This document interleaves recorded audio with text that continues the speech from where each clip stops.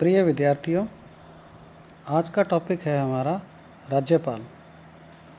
यह BA part second का paper second का फर्स्ट यूनिट का चैप्टर है और आज हम राज्यपाल के चैप्टर में उसकी नियुक्ति, उसकी योग्यताएं, उसका कार्यकाल आदि के बारे में जानेंगे।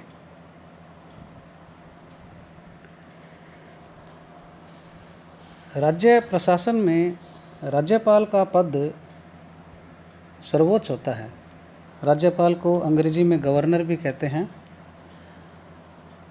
इसकी हम ऐतिहासिक पृष्ठभूमि को देखें तो ब्रिटिश काल में प्रांतों के जो गवर्नर थे वही पैटर्न राज्यों में भी अपनाया गया, लेकिन उसमें थोड़ा फ़र्क है कि उस वक्त के जो ब्रिटिश प्रांत के गवर्नर थे उनके पास बहुत ज़्यादा शक्तियाँ थी, लेकिन वर्तमान में जो राज्यपाल हैं राज्यों के, उनके पास उतनी शक्तियाँ नहीं हैं।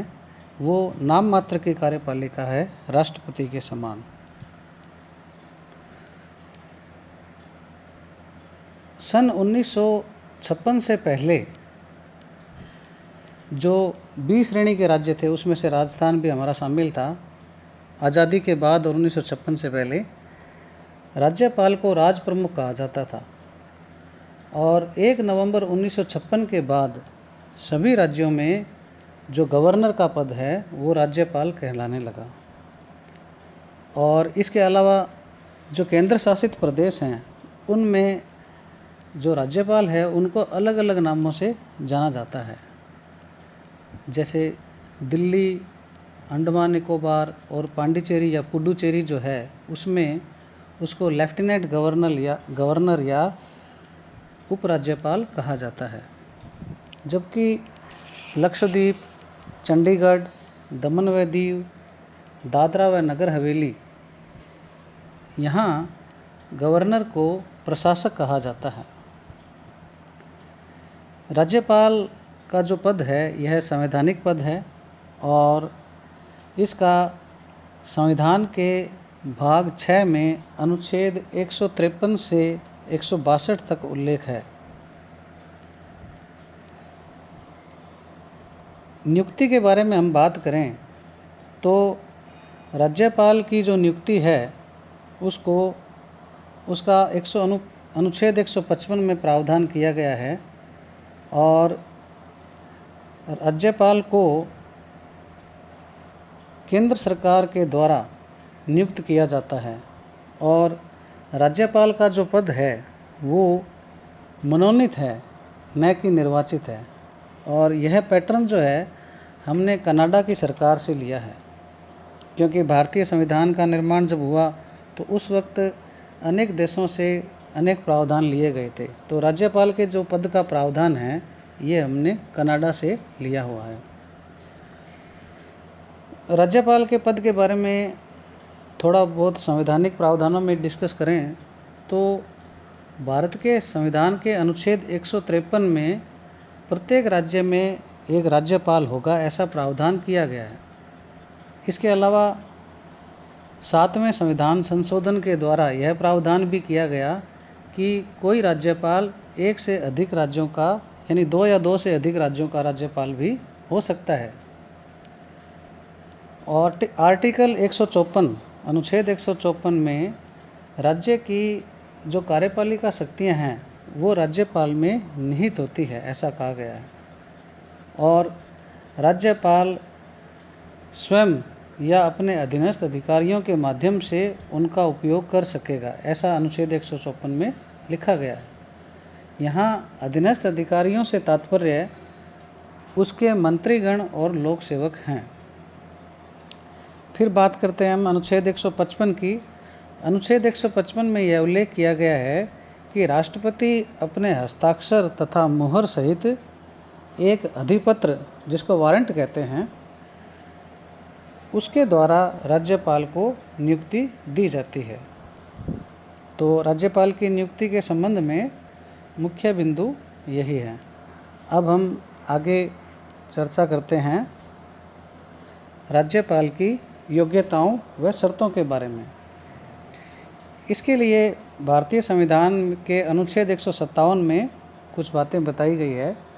राज्यपाल की 2 योग्यताएं निर्धारित की गई है, यानी कोई भी व्यक्ति राज्यपाल बनना चाहता है या बनाया जाता है तो उसके लिए 2 योग्यताएं संविधान में उल्लेखित है। पहली कि वह भारत का नागरिक हो, दूसरी उसकी आयु 35 वर्ष हो चुकी हो।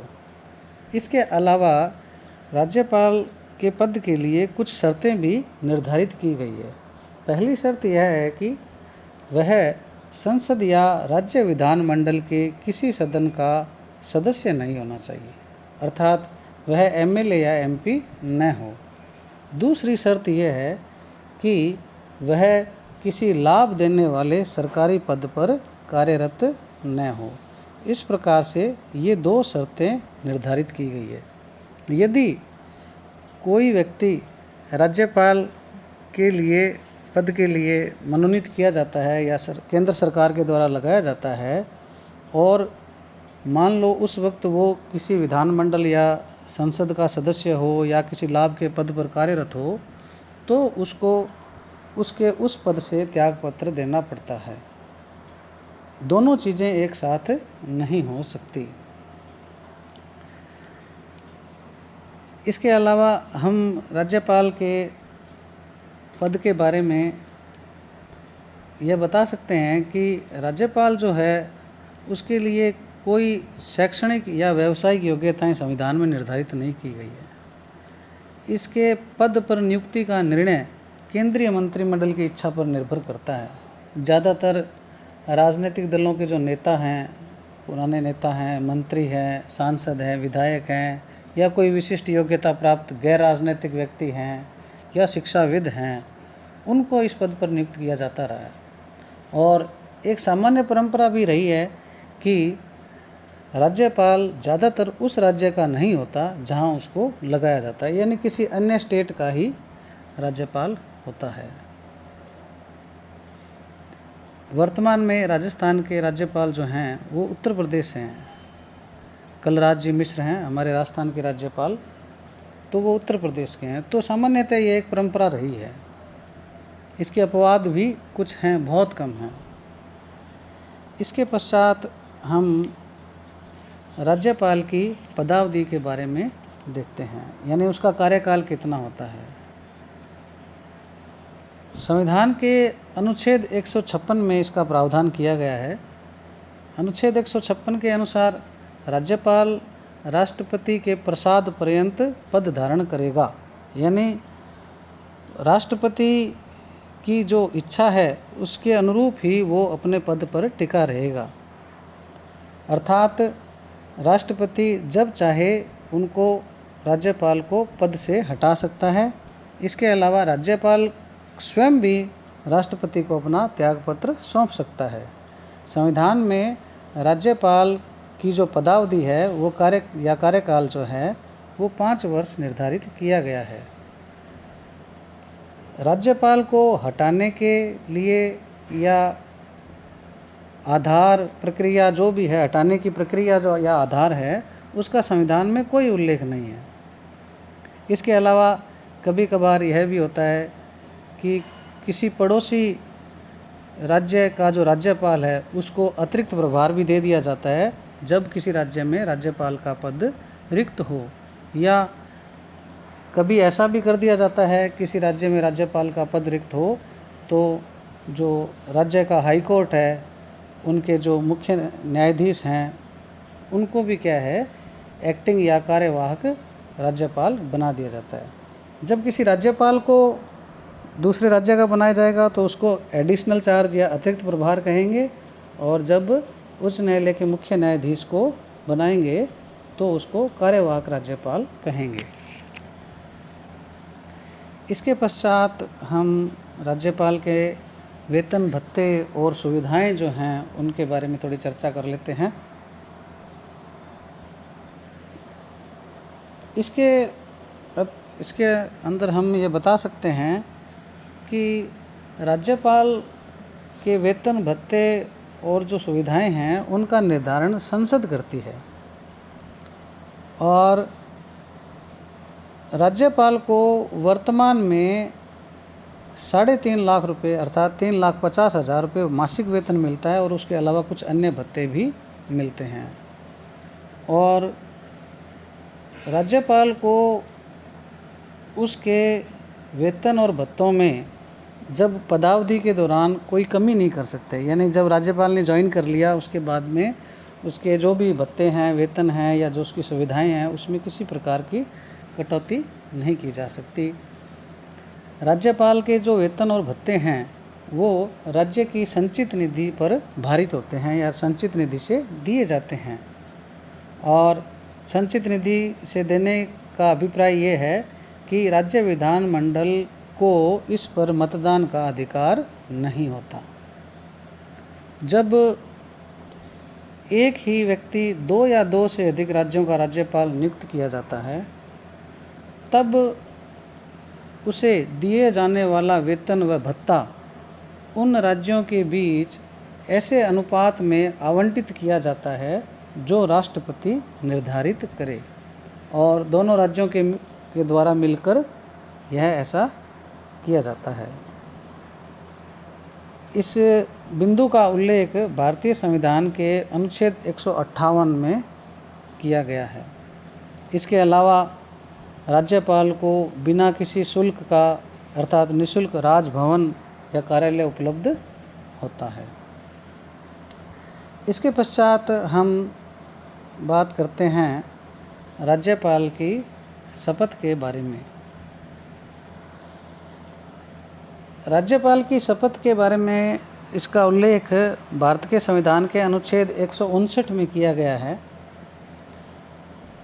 राज्य के राज्यपाल को शपथ जो है उस राज्य के उच्च न्यायालय के मुख्य न्यायाधीश, और यदि वे अनुपस्थित हैं तो ज्येष्ठतम जो न्यायाधीश है अर्थात वरिष्ठतम न्यायाधीश है उसके द्वारा दिलवाई जाती है। शपथ से पहले यह प्रावधान भी है कि जो राज्य के मुख्य सचिव हैं वो राष्ट्रपति द्वारा जो आदेश प्राप्त है, जिसको हम वारंट भी कहते हैं, उनको पढ़कर सुनाते हैं। तो इस प्रकार से राज्यपाल के नियुक्ति, उसकी कार्यावधि, उनके वेतन भत्ते और उनकी शपथ, इसके बारे में कुछ महत्वपूर्ण बातें हैं। और यदि विद्यार्थियों को किसी प्रकार की शंका हो तो वे कमेंट्स बॉक्स में लिखकर जानकारी को ले सकते हैं। इससे पहले हम लोगों ने राज्य के बारे में पढ़ा था, राज्य का अर्थ क्या है, राज्य प्रशासन का अर्थ क्या है, राज्य प्रशासन का क्या महत्व है।